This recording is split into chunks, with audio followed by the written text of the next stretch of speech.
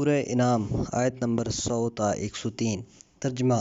انہوں نے جنوں میں سے خدا کے شریک قرار دیے ہیں، حالانکہ خدا نے ان سب کو پیدا کیا ہے، اور انہوں نے خدا کے لیے بیٹے اور بیٹیاں جھوٹ اور جہالت سے بنا رکھے ہیں۔ خدا اس بات سے منزہ اور برتر ہے جو یہ اس کی توصیف میں بیان کرتے ہیں۔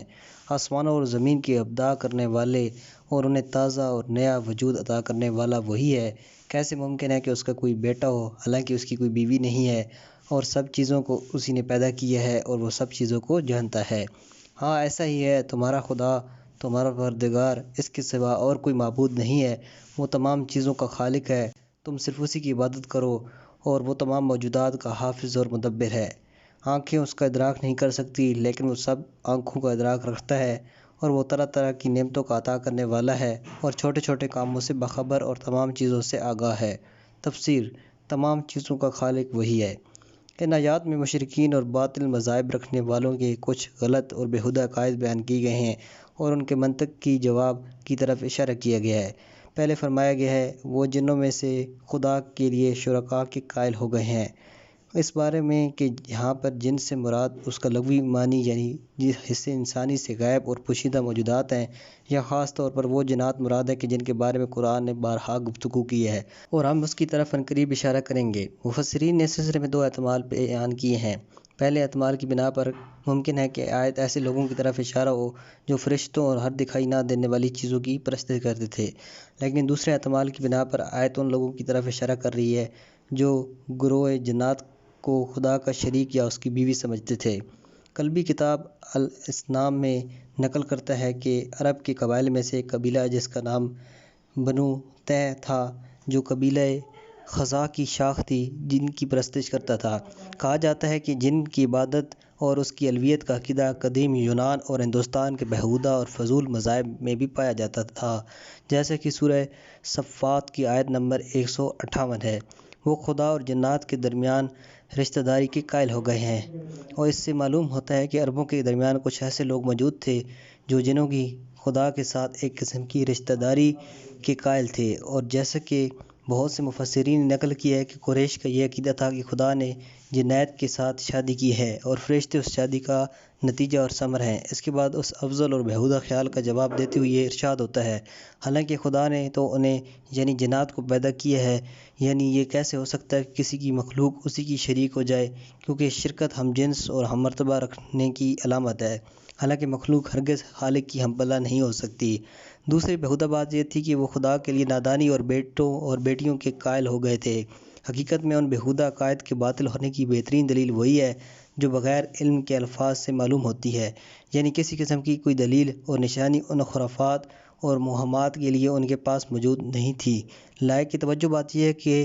خرقو خرق بروزن غرق کے مادے سے لیا گیا ہے، جو اصل میں کسی چیز کو بے سوچے سمجھے اور بلا وجہ پارا پارا کرنے کو کہتے ہیں۔ یہ لفظ ٹھیک لفظ خلق کے بالمقابل ہے، جو کسی چیز کو سوچ سمجھ کر کسی حساب سے ایجاد کرنے کے معنی میں استعمال ہوتا ہے۔ یہ دونوں لفظ خلق اور خرق کبھی کبھار گھڑے ہوئے اور چھوٹے مطالب کے لیے بھی استعمال ہوتے ہیں۔ زیادہ سے زیادہ یہ ہے کہ وہ جھوٹ جو سوچ سمجھ کر کسی سے حساب سے گھڑے گئے ہوں، وہ تو خلق اور اخلاق کہلاتے ہیں، اور وہ جھوٹ جو بغیر کسی حساب سے اور اندازے کے اور اصطلاح کے مطابق شاہدار جھوٹ ہوں، انہیں خرق و اختراق کہا جاتا ہے، یعنی انہوں نے یہ جھوٹ اس کے مختلف پہلوؤں کا مطالعہ کیے بغیر اور اس کے لوازم پر نظر کیے بغیر گھڑا ہے۔ اب رہی یہ بات کہ وہ کون سے گروہ تھے جو خدا کے لیے بیٹوں کے قائل تھے، قرآن نے دوسری آیت میں 2 گروہوں کے نام لیے ہیں۔ ایک عیسائی جو حضرت عیسیٰ کا بیٹے کا ہونے کا دعویٰ رکھتے تھے، اور دوسرے یہودی جو عزیر علیہ السلام کو خدا کا بیٹا سمجھتے تھے، اور جیسا کہ سورہ توبہ کی آیت نمبر 30 سے اجمالی طور پر معلوم ہوتا ہے، اور محققین معاصر کی ایک جماعت نے بھی عیسائیت اور بدھ مذہب کے مشترک اصولوں کا خصوصاً مثلاً ثلیث میں مطالعہ کرنے کے بعد یہ معلوم کیا ہے کہ خدا کا بیٹا ہونے کا عقیدہ عیسائیوں اور یہودیوں میں ہی منحصر نہیں تھا، بلکہ ان سے پہلے کے فضول اور بیہودہ قسم کے مذاہب میں بھی موجود تھا۔ باقی رہا خدا کے بیٹوں کے وجود کا عقیدہ، تو خود قرآن نے دوسری آیات میں اس مطلب کو واضح کیا ہے اور فرمایا ہے، وہ فرشتوں کو جو خدا کے بندے ہیں اس کی بیٹیاں قرار دیتے ہیں۔ سورہ زخرف آیت نمبر 19۔ جیسا کہ ہم سطور بالا میں بھی اشارہ کر چکے ہیں کہ تفاسیر اور تواریخ میں بھی یہ ہے کہ قریش کا ایک گروہ اس بات کا معتقد تھا کہ فرشتے خدا کی وہ اولاد ہیں جو خدا کی جنات سے شادی کرنے کے نتیجے میں وجود میں آئے ہیں، لیکن اس آیت کے آخر میں قرآن نے ان تمام بیہودہ مطالب اور موہوم و بے بنیاد خیالات پر قلم سرخ کھینچ دیا ہے اور ایک عمدہ اور بیدار کرنے والے جملے کے ساتھ ان تمام باطل باتوں کی نفی کر دی ہے اور فرمایا ہے کہ خدا ان خرافات سے منزہ ہے اور ان اوصاف سے برتر اور بالا ہے جو وہ اس کے لیے بیان کرتے ہیں۔ بعد والی آیت میں ان بیہودہ عقائد کا جواب دیتے ہوئے پہلے کہا گیا ہے، خدا وہ ہستی ہے کہ جس نے آسمان و زمین کو ایجاد کیا ہے، آیا کوئی اور بھی ایسا ہے کہ جس نے ایسا کام کیا ہو یا ایسا کرنے کی قدرت ہی رکھتا ہو جس کی بنا پر وہ عبودیت میں اس کا شریک سمجھا جائے؟ نہیں، ایسا نہیں ہے، بلکہ سب اس کی مخلوق ہیں اور اسی کے تابع فرمان ہیں اور اسی کی ذات پاک کے سب محتاج ہیں۔ اس کے علاوہ یہ کیسے ممکن ہو سکتا ہے کہ اس کا کوئی بیٹا ہو جبکہ اس کی بیوی ہی نہیں ہے؟ اصولی طور پر اسے بیوی کی ضرورت ہی نہیں ہے، اور پھر یہ بات کس کے لیے ممکن ہے کہ اس کی بیوی یا ہمسر ہو سکے جبکہ سب اس کی مخلوق ہیں؟ ان تمام باتوں سے قطع نظر اس کی ذات مقدس عوارض جسمانی سے پاک اور منزہ ہے، اور بیوی اور اولاد کا ہونا واضح طور پر جسمانی اور مادی عوارض میں سے ہے۔ دوسری مرتبہ پھر تمام چیزوں اور تمام افراد کے بارے میں اسی کے خالق ہونے اور ان تمام کے متعلق اس کے لیے احاطہ علمی کو بیان کرتے ہوئے کہا گیا ہے، اسی نے تمام چیزوں کو پیدا کیا ہے اور وہ ہر چیز کا عالم ہے۔ تیسری زیر بحث آیت میں تمام چیزوں کا خالق ہونے اور آسمانوں اور زمین کو ایجاد کرنے اور اس کے عوارض و جسم و جسمانی اور بیوی اور اولاد سے منزہ ہونے اور ہر کام اور ہر چیز پر اس کے احاطہ علمی کا ذکر کرنے کے بعد یہ نتیجہ اخذ کیا گیا ہے کہ تمہارا خدا اور پروردگار ایسی ذات ہے، اور چونکہ اور کوئی ان صفات کا حامل نہیں ہے لہٰذا اس کے سوا اور کوئی بھی عبودیت کے لائق نہیں ہو سکتا۔ پروردگار بھی وہی ہے اور خالق اور افریدگار بھی وہی ہے، اس بنا پر معبود بھی صرف وہی ہو سکتا ہے، لہٰذا اس کی پرستش اور عبادت کرو۔ آیت کے آخر میں اس مقصد کے پیش نظر اور اس کی غرض سے کہ غیر خدا سے ہر قسم کی امید کو قطع کر دے اور ہر قسم کے شرک کی جڑ کو اور خدا کے سوا اور ہر کسی پر بھی بھروسہ کرنے کو کلی طور پر ختم کر دے، قرآن کہتا ہے وہی تمام چیزوں کا حافظ اور نگہبان اور مدبر ہے۔ اس بنا پر تمہاری مشکلات کے حل کی چابیاں صرف اسی کے ہاتھ میں ہیں اور اس کے سوا کوئی بھی شخص اس کام کی توانائی نہیں رکھتا، کیونکہ اس کے سوا جو بھی ہیں وہ سب اس کے محتاج اور نیاز مند ہیں اور اس کے احسان کی آس لگائے بیٹھے ہیں۔ تو ان حالات میں کوئی وجہ نہیں ہے کہ کوئی شخص اپنی مشکلات کسی اور کے پاس لے جائے اور ان کا حل اس سے چاہے۔ قابل توجہ بات یہ ہے کہ یہاں علی کل شیء وکیل کہا گیا ہے، نہ کہ لکل شیء وکیل، اور ان دونوں کے درمیان فرق واضح ہے کیونکہ لفظ علی کا ذکر اس کے تسلط اور نفوذ امر کی دلیل ہے جبکہ لفظ لام کا استعمال تابع ہونے کی نشانی ہے۔ دوسرے لفظوں میں تعبیر اول ولایت اور حافظ ہونے کے معنی میں ہے اور دوسری تعبیر نمائندگی کے معنی میں ہے۔ آخری زیر بحث آیت میں تمام چیزوں پر اس کی حاکمیت اور نگہبانی کو ثابت کرنے کے لیے اور اسی طرح تمام موجودات سے اس کے فرق کو ثابت کرنے کے لیے فرمایا گیا ہے۔ آنکھیں اسے نہیں دیکھ سکتی لیکن وہ تمام آنکھوں کا ادراک کرتا ہے، وہ طرح طرح کی نعمتوں کا عطا کرنے والا ہے اور ہر چھوٹے سے چھوٹے کام سے باخبر اور تمام چیزوں سے آگاہ ہے، وہ بندے کے مسالے کو جانتا ہے اور ان کے حاجات اور ضروریات سے باخبر ہے اور اپنے لطف و کرم کے مطابق ان کے ساتھ برتاؤ کرتا ہے۔ حقیقت میں جو یہ چاہتے ہو کہ وہ تمام چیزوں کا حافظ و مربی اور سہارا ہو، اسے ان صفات کا حامل ہونا چاہیے۔ اس کے علاوہ یہ جملہ اس بات کی دلیل ہے کہ وہ تمام موجودات جہاں سے مختلف مفہومات ہیں،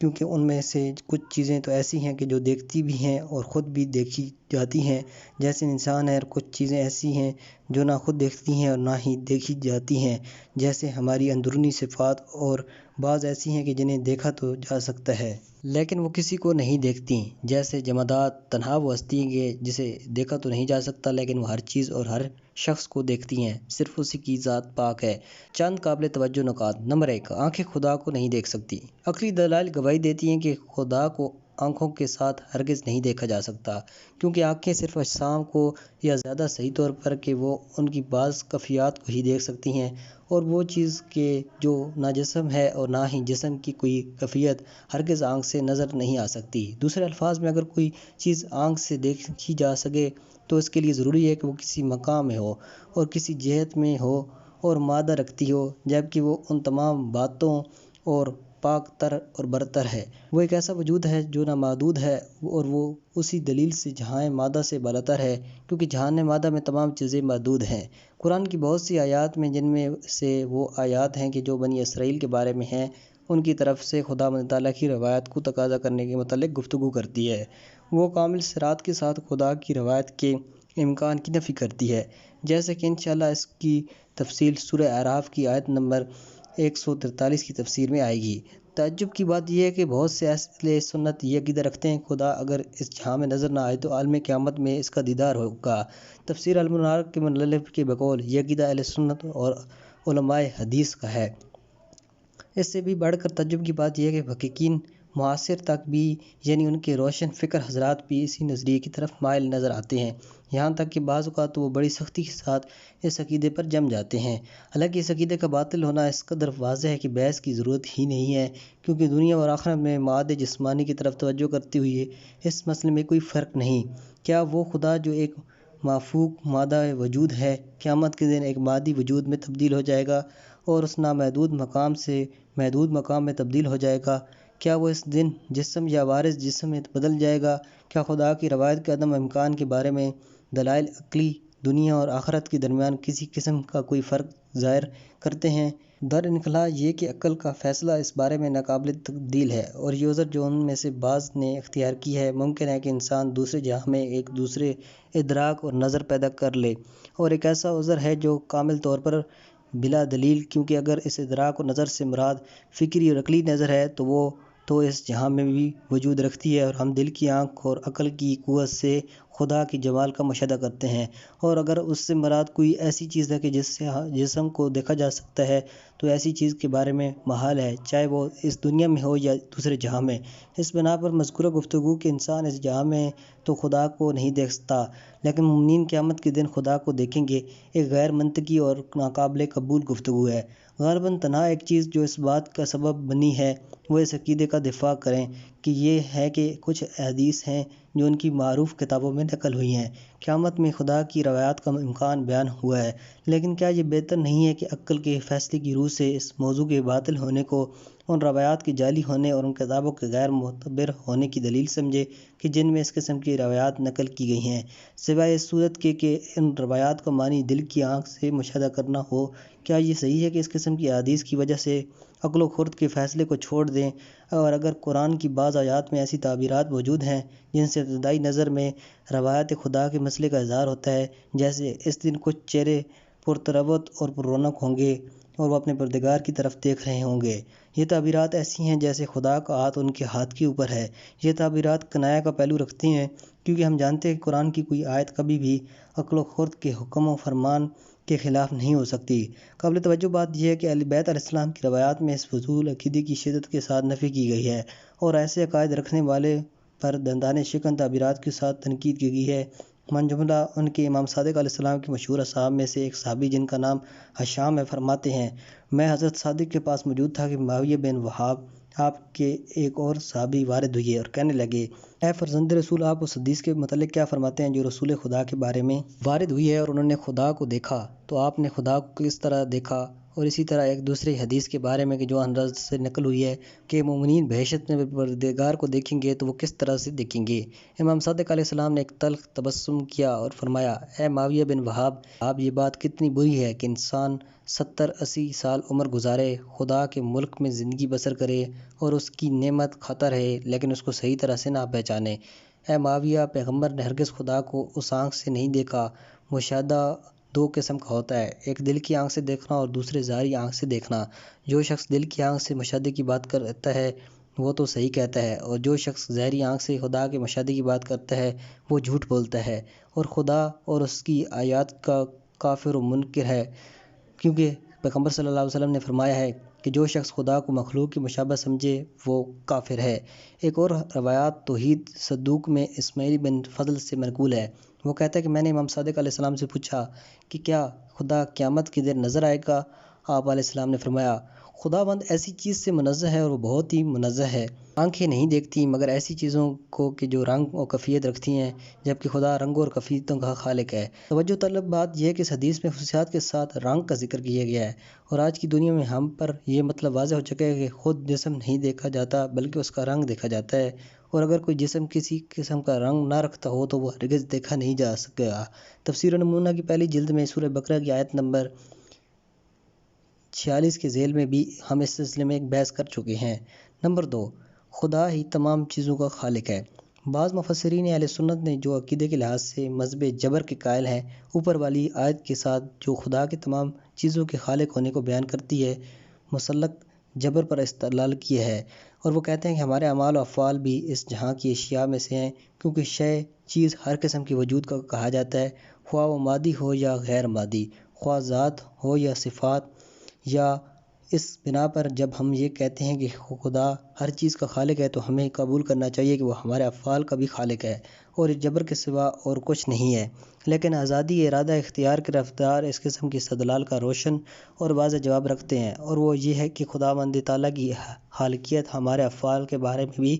ہمارے مختار ہونے کے ساتھ کوئی اختلاف نہیں رکھتی، کیونکہ ہمارے افعال کو ہماری طرف بھی منسوب کیا جا سکتا ہے اور خدا کی طرف بھی۔ اگر ہم ان کی خدا کی طرف نسبت دیں تو اس کا سبب یہ ہے کہ اس نے اس کام کے تمام مقدمات ہمارے اختیار میں دیے ہیں۔ وہی ذات ہے کہ جس نے ہمیں قدرت و طاقت اور ارادہ و اختیار دیا ہے۔ اس بنا پر چونکہ تمام مقدمات اسی کی طرف سے ہیں، لہٰذا ہمارے اعمال اس کی طرف بھی منسوب کیے جا سکتے ہیں اور اسے ان کا خالق جان سکتے ہیں۔ لیکن اس نظر سے کہ آخری ارادہ ہماری ہی طرف سے ہے، وہ ہم ہی ہیں کہ جو خدا کی دی ہوئی قدرت و اختیار سے استفادہ کرتے ہیں، اور فعل یا ترک میں سے کسی ایک کا انتخاب ہم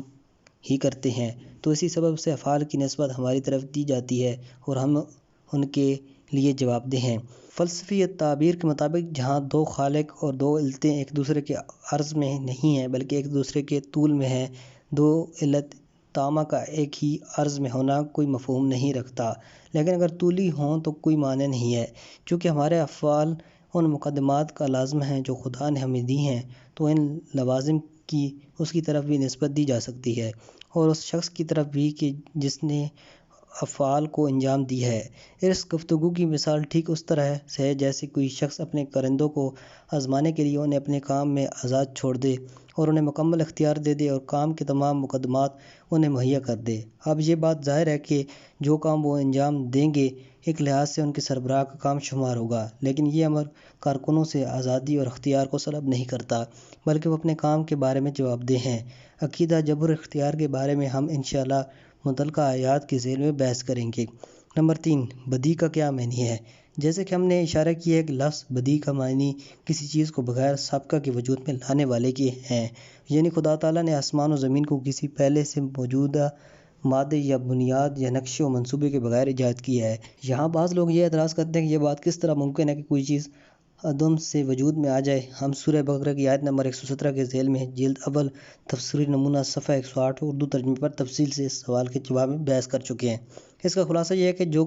ہم یہ کہتے ہیں کہ تمام موجودات کو خدا عدم سے وجود میں لایا ہے، اس کا مفہوم یہ نہیں ہے کہ عدم وہ مادہ ہے کہ جو موجودات عالم کو تشکیل دینے والا ہے۔ جس طرح سے ہم یہ کہتے ہیں کہ بڑھائی نے میز کو لکڑی سے بنایا ہے، ایسی چیز یقیناً محال ہے، کیونکہ عدم وجود کا مادہ نہیں ہو سکتا، بلکہ اس سے مراد یہ ہے کہ اس جہاں کی یہ تمام موجودات پہلے موجود نہیں تھیں، اس کے بعد وجود میں آئی ہیں۔ یہ امر کسی قسم کا کوئی اشکال نہیں رکھتا، اور اس سلسلے میں ہم نے جلد اول میں بھی کچھ مثالیں بیان کی ہیں اور یہاں پر مزید بیان کرتے ہیں، اور ہم اپنے فکر اور ذہن میں کچھ ایسی موجودات کو پیدا کر سکتے ہیں جو پہلے کسی صورت میں بھی ہمارے ذہن میں نہیں تھی۔ اس میں شک نہیں کہ یہ ذہنی موجودات اپنے لیے ایک قسم کا وجود و ہستی رکھتی ہیں، اگرچہ وہ وجود خارجی کی طرح نہیں ہے، لیکن پھر بھی وہ ہماری ذہنی افق میں موجود ہوتی ہیں۔ اگر کسی چیز کا وجود عدم کے بعد محال ہو تو وہ وجود ذہنی وجود اور خارجی کے درمیان کیا فرق ہے؟ اس بنا پر جس طرح ہم اپنے ذہن میں کئی موجودات کو ایجاد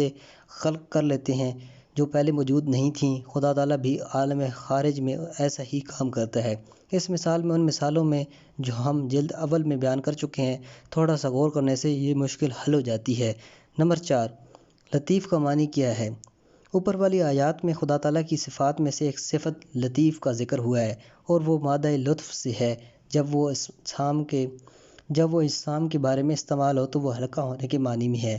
جو بوجھل کے مقابلے میں ہے، اور جس وقت حرکات کے بارے میں حرکت لطیفہ استعمال ہو تو ایک چھوٹی سی جلد گزر جانے والی حرکت مراد ہوتی ہے۔ اور کبھی ایسی موجودات اور کاموں پر بھی جو بہت دقیق اور باریک ہوتے ہیں اور جو قوت حس سے قابل ادراک نہیں ہوتے، یہ لفظ بولا جاتا ہے۔ اور اگر اور اگر ہم خدا کی لطیف کے نام سے توصیف کرتے ہیں تو وہ بھی اس معنی میں ہے، یعنی وہ ایسی نظر نہ آنے والی اشیاء کا خالق اور ایسے افعال کا موجد ہے کہ جو قوت سماعت کے دائرے سے باہر ہے، بہت ہی باریک بین اور حد سے زیادہ دقیق ہے۔ اس سلسلے میں قابل توجہ حدیث فاتح بن یزید جرجانی کے واسطے سے امام علی بن موسیٰ رضا سے نقل ہوئی ہے، جو ایک علمی معجزہ شمار ہوتی ہے۔ حدیث اس طرح ہے کہ امام علیہ السلام فرماتے ہیں، یہ جو ہم کہتے ہیں کہ خدا لطیف، تو اس کی وجہ یہ ہے کہ اس نے لطیف مخلوقات کو پیدا کیا ہے، اور اس سبب سے ہے کہ وہ لطیف و ظریف اور نظر آنے والی اشیاء سے آگاہ ہے۔ کیا تم اس کی صنعت کے آثار کو لطیف اور غیر لطیف نباتات میں دیکھتے نہیں ہو؟ اور اسی طرح چھوٹی چھوٹی مخلوقات اور حیوانات اور باریک باریک حشرات اور ان چیزوں میں جو ان سے بھی چھوٹی ہیں، ایسی موجودات کہ جو ہرگز آنکھوں سے دیکھی نہیں جا سکتی اور اس قدر چھوٹے ہیں کہ ان کے نر و مادہ اور نئے اور پرانے بھی پہچانے نہیں جاتے۔ جب ہم اس قسم کے موضوعات کا مشاہدہ کرتے ہیں اور جو کچھ گہرے سمندروں میں اور درختوں کی چھال کے نیچے اور بیابانوں اور صحراؤں میں موجود ہیں ان پر نظر کرتے ہیں، اور یہ کہ ایسی موجودات بھی ہیں کہ جنہیں ہرگز ہماری آنکھیں نہیں دیکھتی اور اپنے ہاتھوں سے انہیں ہم چھو بھی نہیں سکتے، تو ان تمام چیزوں سے ہم سمجھتے ہیں کہ ان کا پیدا کرنے والا لطیف ہے۔ اوپر والی حدیث جو جراثیم اور خردبینی حیوانات کی طرف اشارہ ہے، پاسٹورس کی پیدائش سے کئی صدیوں پہلے بیان ہوئی ہے، لطیف کی تفسیر کو واضح کرتی ہے۔ اس لفظ کی تفسیر میں یہ احتمال بھی موجود ہے کہ خدا کے لطیف ہونے سے مراد یہ ہے کہ اس کی ذات پاک ایسی ہے جو ہرگز کسی بھی حس سے ادراک نہیں ہو سکتی۔ اس بنا پر وہ لطیف ہے کیونکہ کوئی شخص بھی اس کی ذات سے آگاہ نہیں ہے، اور خبیر ہے کیونکہ وہ تمام چیزوں سے آگاہ ہے۔ اس معنی کی طرف بھی بعض روایات اہل بیت میں اشارہ ہوا ہے، اور اس بات پر بھی توجہ رکھنی چاہیے کہ اس لفظ کے دونوں ہی معنی مراد لینے میں کوئی امر مانع نہیں ہے۔ والسلام علیکم ورحمۃ اللہ۔